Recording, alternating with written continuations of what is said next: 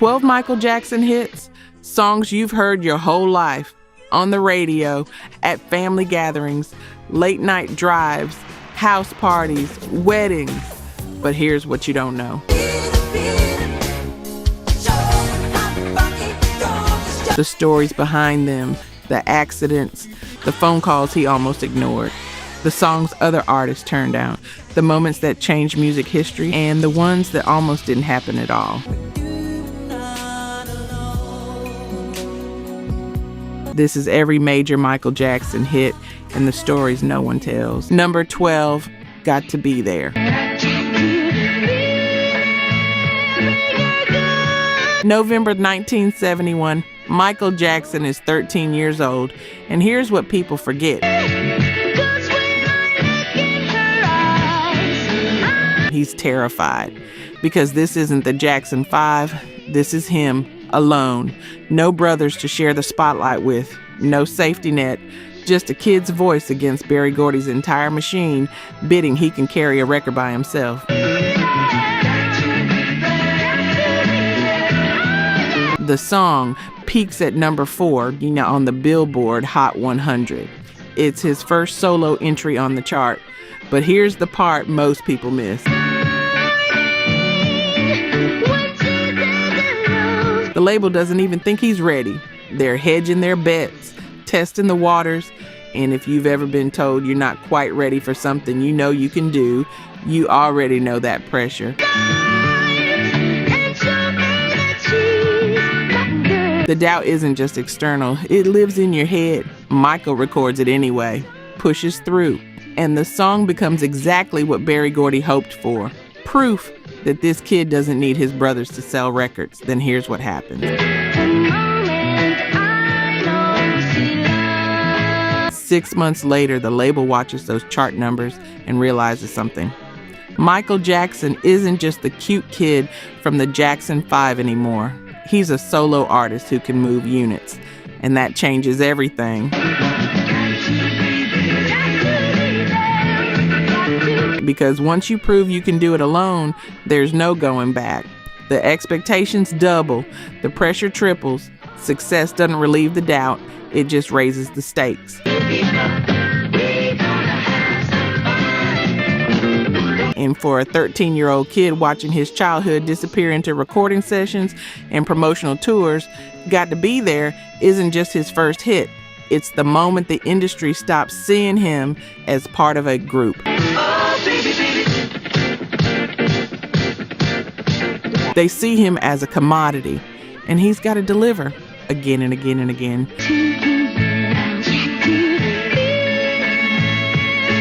Number 11, Ben.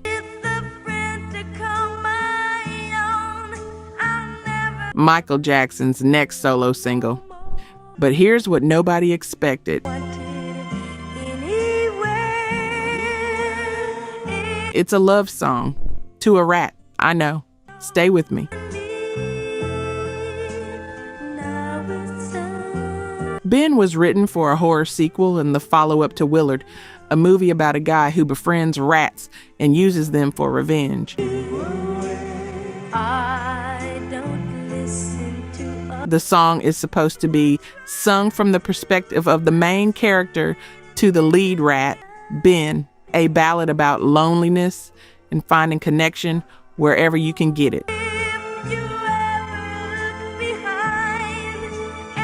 And if you've ever felt so isolated that you'd take friendship from anywhere, even the most unlikely source, you know exactly what this song is really about. Michael records it. October 1972, it hits number 1 on the Billboard Hot 100, his first solo number 1 hit at 14 years old. But here's the twist. The song becomes so much bigger than the movie because people don't hear a song about a rat. They hear a song about being different, about finding someone who accepts you when the world won't. And for a black kid navigating superstardom in 1972 America, that message resonates in ways the songwriters never intended. Then here's what happens next. Critics dismiss it, call it novelty. The kid who sings to rats. But Michael, he keeps performing it for decades because he understands something they don't. Most people would turn you away. The song isn't about Ben the Rat. It's about every person who's ever felt like no one else gets them. And when you're a child star growing up in public being judged for everything, that isolation isn't theoretical. It's your daily life. Ben gives him his first solo #1, but it also marks the beginning of something else. The world seeing him as strange, as different, as someone who exists outside the normal rules. And once that perception starts, it never really stops.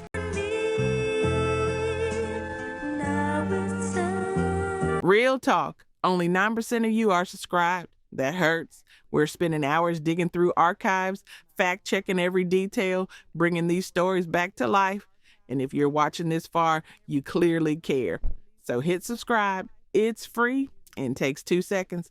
Now, to my subscribers, barely any of you have joined the membership. And honestly, that stings even more. You know the work we put in. You keep coming back. If these videos have ever made you feel something, if this music means something to you, join the membership. It's one coffee a month and it's the only way we keep this going. Let's build this together. All right, back to it. Number 10, don't stop till you get enough.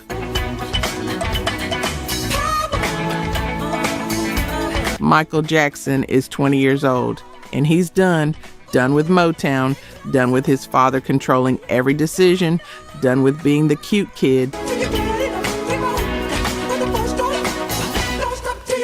The Jackson 5 have left the label, signed with Epic Records, and Michael's about to release his first solo album for the new label, Off the Wall, produced by Quincy Jones. But here's what changes everything.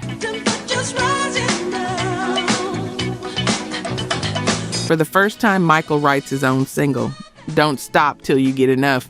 He writes it, he produces it, and if you've ever had to prove to people that you're more than what they've decided you are, you know that pressure. August 1979, the song drops. It hits #1 on the Billboard Hot 100, stays there for 6 weeks, wins him his first Grammy for Best R&B Vocal Performance. And here's the part that gets me.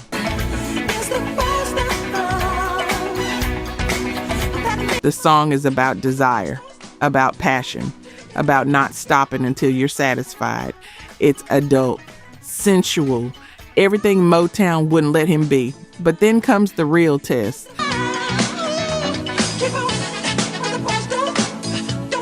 Because one hit isn't enough to change how the industry sees you.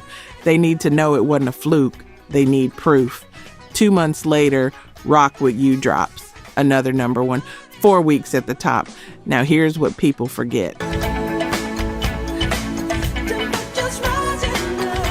Off the Wall sells 10 million copies, 7 Grammy nominations, establishes Michael as a legitimate adult artist, and the album should have dominated the 1980 Grammys.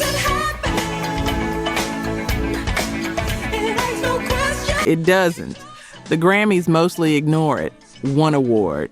And if you know anything about how that feels, working harder than everyone else, delivering beyond expectations, and still being overlooked, you understand what happens next.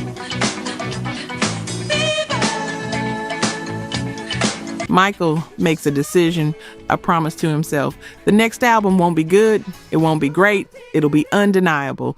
And that's how Thriller gets born. Not from confidence, from rage. Number 9. Number 8, Billie Jean. Michael Jackson is getting letters. Lots of letters. From a woman claiming he's the father of her twins. The letters keep coming. Week after week, Michael ignores them because they're not true, but they don't stop. And here's what people don't realize. This This isn't just about one woman, it's about groupies. Fans who wait outside hotels, backstage doors, people who form entire relationships in their heads with someone they've never actually met.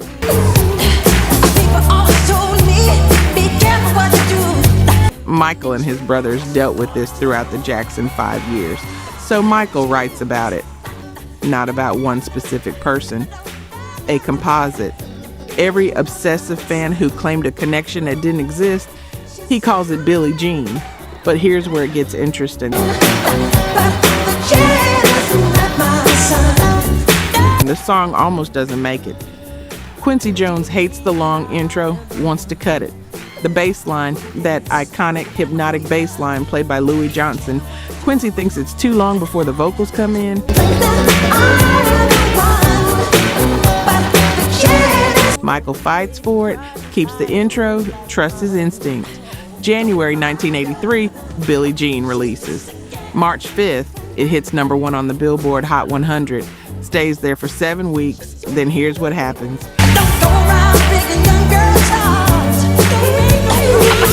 The Motown 25 TV special, May 1983, Michael performs Billie Jean and debuts the moonwalk. On live television, 47 million people watching. The world stops.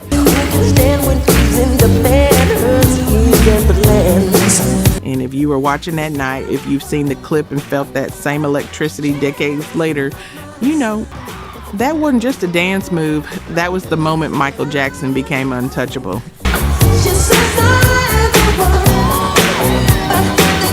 The song itself peaks at number 1. The video breaks MTV's color barrier, because up until Billie Jean, MTV barely played black artists. Michael forces their hand. The video goes into heavy rotation, and suddenly the rules change. But here's the part that still gets me. The song is about being falsely accused, about someone claiming you're responsible for something you didn't do. And that theme, people projecting onto Michael, making him responsible for things he never agreed to, it follows him the rest of his life. Billie Jean makes him a superstar, but the paranoia in the song, that's real, and it only gets worse from here. Number 7, Beat It. Quincy Jones has a problem. Thriller needs a rock song, something to cross over, appeal to audiences who don't normally buy R&B records. He's thinking My Sharona by The Knack. That energy, that vibe.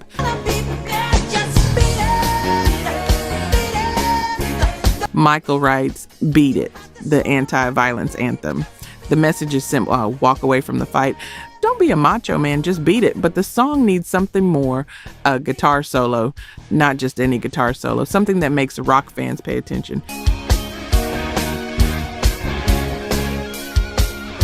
So Quincy calls Eddie Van Halen, lead guitarist for Van Halen, one of the greatest rock guitarists alive. Eddie thinks it's a prank call, hangs up on Quincy 4 times, because who calls Eddie Van Halen out of the blue asking to play on a Michael Jackson record?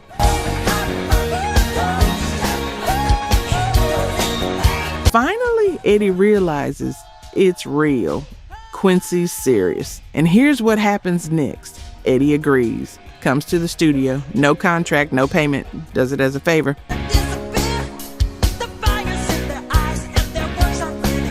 He listens to the song twice, doesn't like the section they want him to solo over, so he rearranges it, changes the chords underneath, makes it work in the key of E, records the whole thing in about half an hour, 2 takes. Michael walks in while Eddie's finishing the second solo. Eddie apologizes. I hope you don't mind, but I changed your song. Michael listens, smiles. I really like that high fast stuff you do. Here's the twist.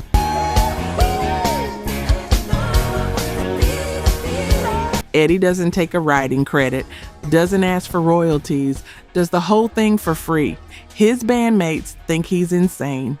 February 1983, Beat It releases. hits #1, 3 weeks at the top.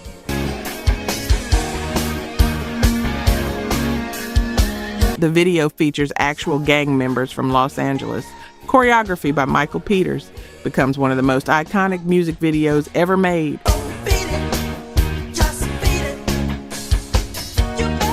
And Eddie Van Halen's solo, that 20-second solo recorded for free in 30 minutes, it becomes one of the most recognizable guitar solos in pop music history. Here's what's wild.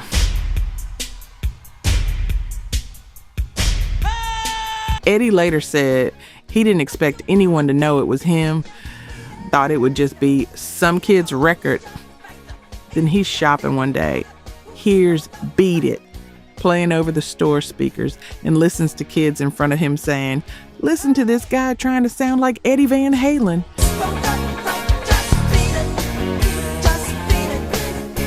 He taps the kid on the shoulder. "That is me." The kid didn't believe him.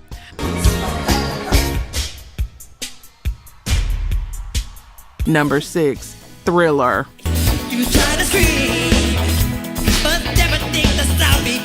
Rod Temperton is writing for Michael Jackson again.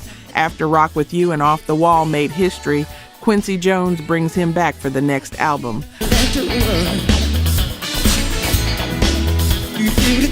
Rod writes a song, calls it Starlight. Hook goes, "Starlight, Starlight, Sun." He knows it should be the title track, but the team agrees. Starlight isn't strong enough as an album title.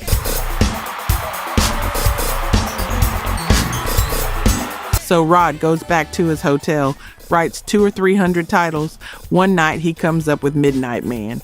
Quincy says he's going in the right direction, but it's still not there.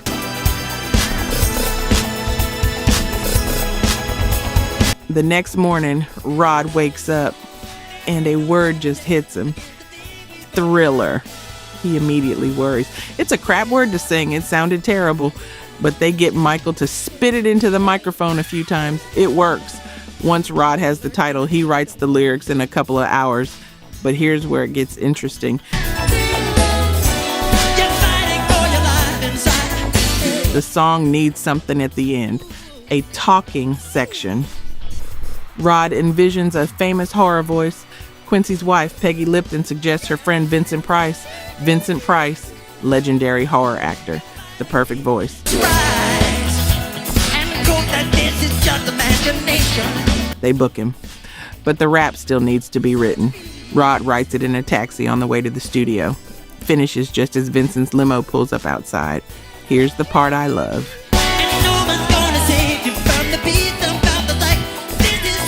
Vincent arrives, puts on the headphones for the first time in his life, never used them before, jumps out of his chair when he hears the funky music track, needs help with his cues, but then he nails it. 2 takes.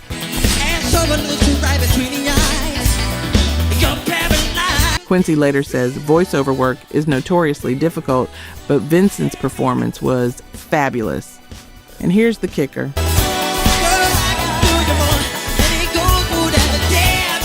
Vincent gets offered a choice, a flat $20,000 or a percentage of the album proceeds. He's a working actor, established career. Money isn't an issue, so he takes the $20,000.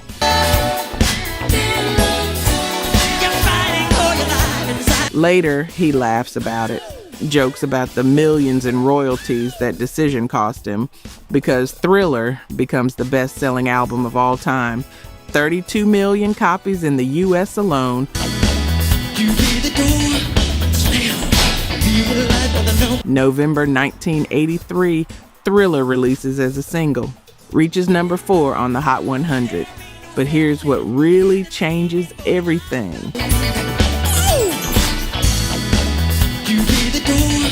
The music video, directed by John Landis, 14 minutes long. Budget bigger than most music videos combined. Epic Records refuses to finance it at first, so they make a documentary about the making of it.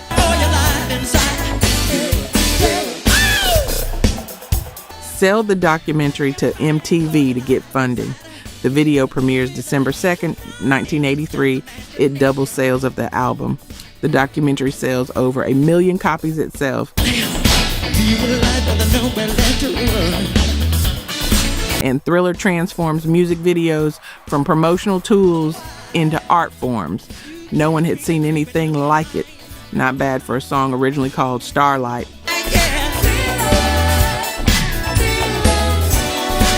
Number 5, Man in the Mirror.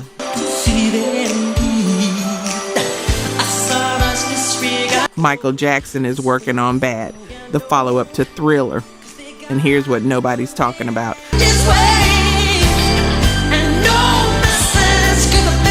The pressure, because Thriller is the best-selling album of all time. How do you follow that? How do you top something that sold 32 million copies and redefined pop music?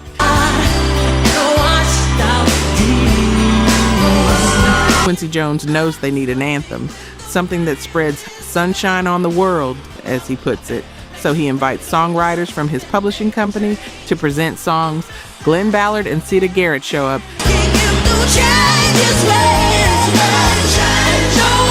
Sita's a member of the Quincy Jones-produced group Deco. She's never written a song before this, but one Saturday night at Glenn's house in Encino, they sit down. Glenn starts playing a figure on the keyboard. Sita opens her notebook. And she writes about a man looking in the mirror, asking himself to change his ways. Because if you want to make the world a better place, you have to take a look at yourself first. The song comes through fast. They don't even have time to dress up the demo. Glenn doesn't think it has a chance, but Quincy plays it for Michael. And Michael says, make a track. Here's what gets me about this.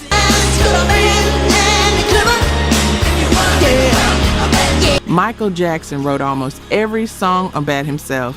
He's fiercely protective of his vision. He wants control, but Man in the Mirror is one of only 2 songs on the album he didn't write. He chose it anyway, and here's why.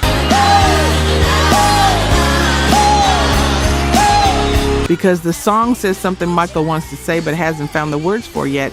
It's about accountability, about looking inward instead of pointing outward, about being the change instead of demanding it from others.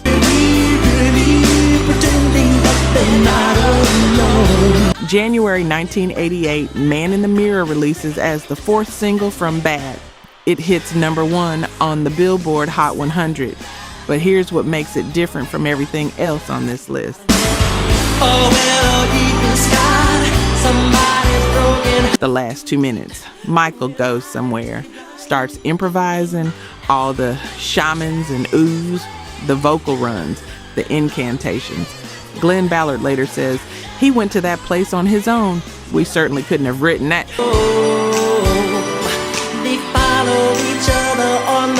Because Michael takes a song about personal responsibility and turns it into a spiritual experience, a call to action.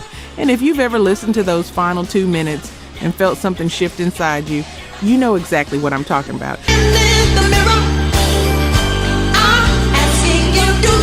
The song becomes an anthem, performed at benefits, protests, memorials, and Michael performs it for the rest of his life because it's not just a hit, it's a mission statement.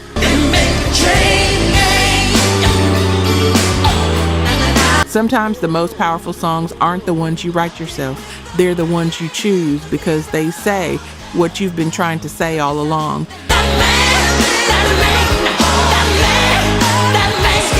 Number 4, Bad.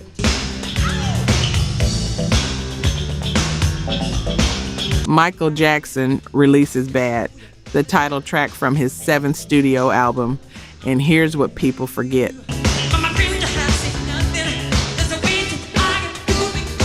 This isn't just a song, it's a declaration. Because after Thriller, the world wants to know, can he do it again?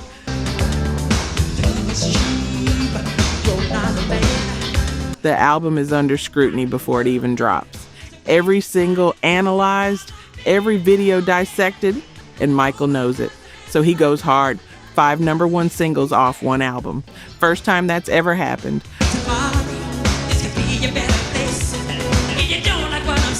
I Just Can't Stop Loving You, number 1. Bad, number 1. The Way You Make Me Feel, number 1. Man in the Mirror, number 1. Dirty Diana, number 1. 5 from one album. But here's what makes Bad different.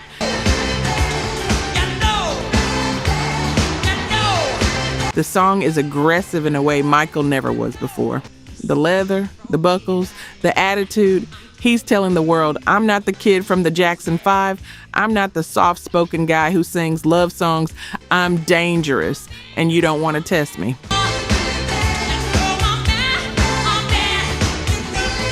September 1987, Bad releases as the second single. Hits number 1, stays there for 2 weeks. The music video is directed by Martin Scorsese, shot in a New York City subway station. Michael plays a kid from the suburbs coming back to his old neighborhood, trying to prove he's still tough, still one of them, even though he's different now. And if you've ever left your hometown and come back changed, trying to fit in with people you grew up with but don't quite connect with anymore, you know exactly what that video is really about. But here's the twist.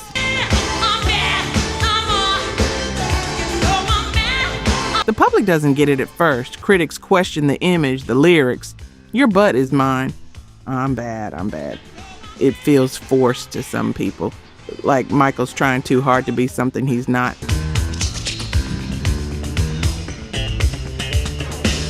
But that's the point. He's not trying to be someone else. He's trying to take control of his narrative, because after Thriller, everyone had an opinion about who Michael Jackson should be, how he should dress, what music he should make.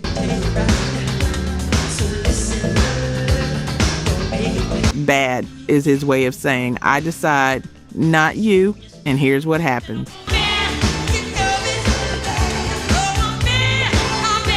The album sells over 30 million copies worldwide. The Bad World Tour becomes the highest grossing tour of its time.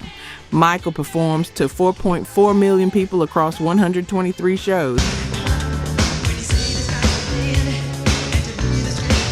But the pressure doesn't stop, because 5 number ones off one album, that's the new standard.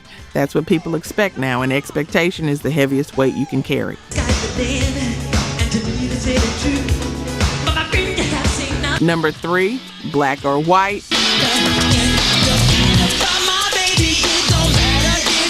November 1991, Michael Jackson releases Dangerous, and the lead single, Black or White, is a statement. About race, about unity, about a message the world needs to hear. It don't matter if you're black or white, but here's what makes this song historic. November 14th, 1991, it debuts on the Billboard Hot 100 at number 3. By its third week, December 7th, it hits number 1, stays there for 7 weeks. And here's why that matters.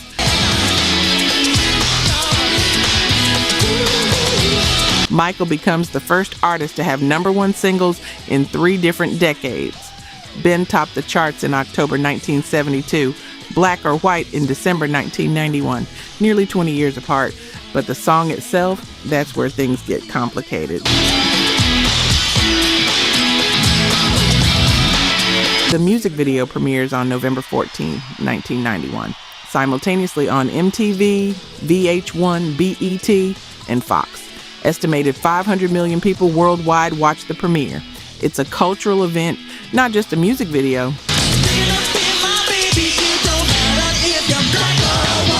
The first part is groundbreaking. Morphing faces, different races, different cultures, all blending together. The message is clear. We're all the same underneath. Then comes the last 4 minutes. The Panther Dance. Michael in a dark alley, smashing car windows, grabbing his crotch, violent, sexual, chaotic. And here's what happens next. Outrage. Parents groups call it inappropriate. Sponsors threaten to pull advertising. Fox demands Michael edit the video, remove the controversial ending. Michael complies. The edited version gets released. but the damage is done, or the point is made, depending on how you look at it. Because here's what people miss. The Panther dance isn't random. It's about rage, about the violence black people face, the anger that gets suppressed, the explosion that happens when you can't take it anymore. But the mainstream doesn't want to hear that. They want the morphing faces, the multicultural message. They don't want the uncomfortable truth underneath. And if you've ever tried to have a real conversation about race and watch people shut down the second it gets uncomfortable, you know exactly how that feels.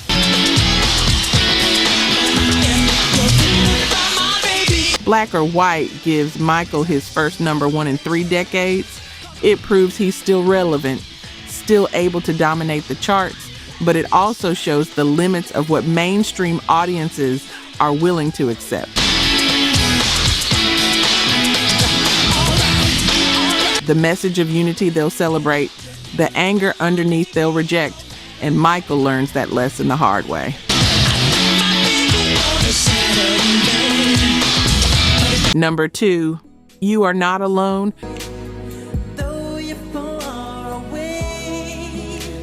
June 1995, Michael Jackson releases History, Past, Present, and Future, Book 1.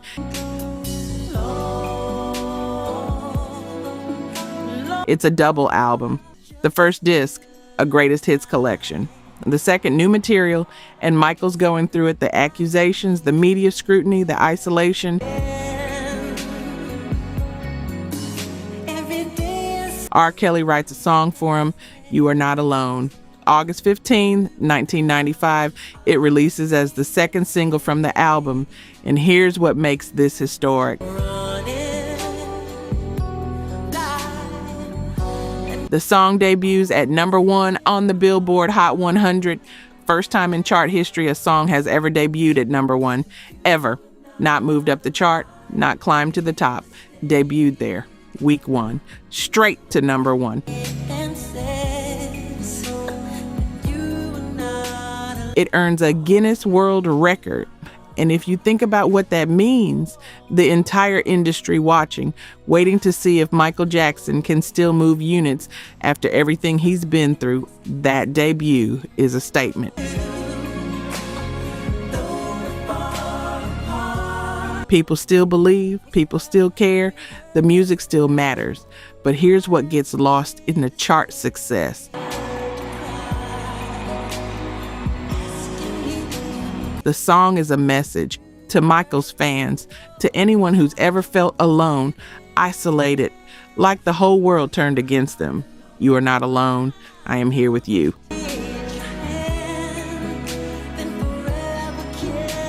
And for Michael in 1995, that's not just lyrics, that's a lifeline, because the media's coming after him. The allegations are destroying his reputation. The world's deciding who Michael Jackson is based on headlines, not truth.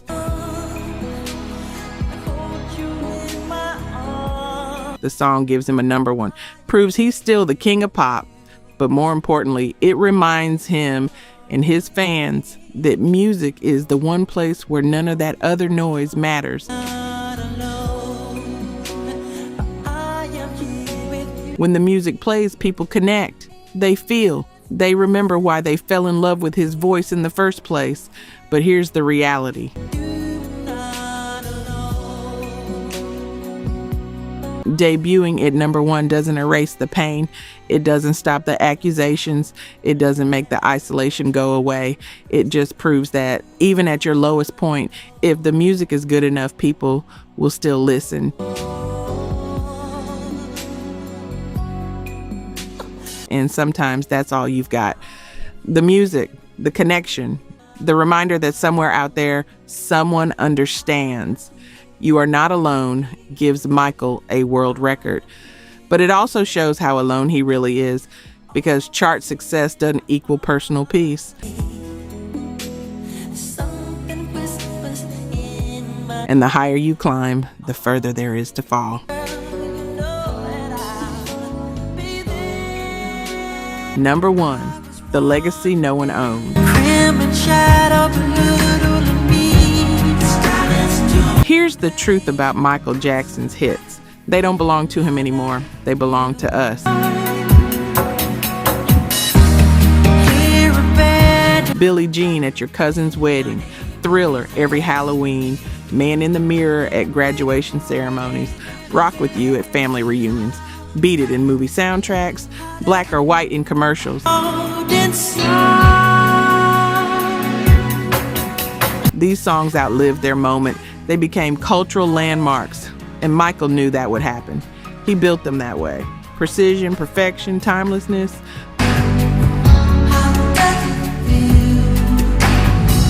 13 number one singles on the Billboard Hot 100, 30 top 10 hits, best-selling album of all time, first artist to have top 10 hits in 6 consecutive decades. The records go on and on. But here's what the numbers don't show. The cost, the isolation, the pressure to be perfect, the childhood lost to recording sessions, the accusations, the scrutiny, the way the world loved his music but destroyed the man who made it. Michael died June 25th, 2009. He was 50 years old, and here's what happened next.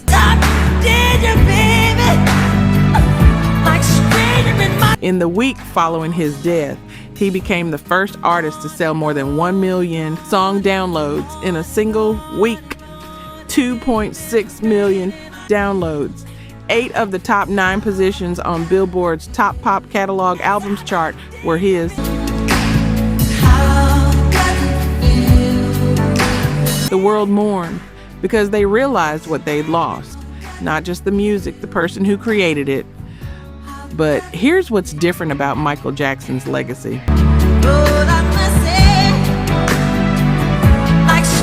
The songs survive without him.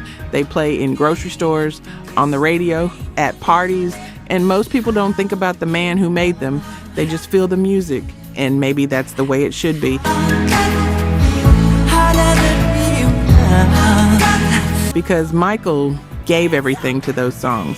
His childhood, his voice, his sanity, his life. The least we can do is let the music live without the weight of everything else. So when Thriller comes on this Halloween, or Rock With You plays at the next wedding, or Man in the Mirror reminds you to look inward, remember, these songs weren't accidents. They were crafted by someone who understood music better than almost anyone, someone who paid a price most of us can't imagine, and left behind a catalog that will outlive all of us. That's the real story, not the scandals, not the headlines, not the controversies, the music, the hits, the moments we all share, and that belongs to everyone now.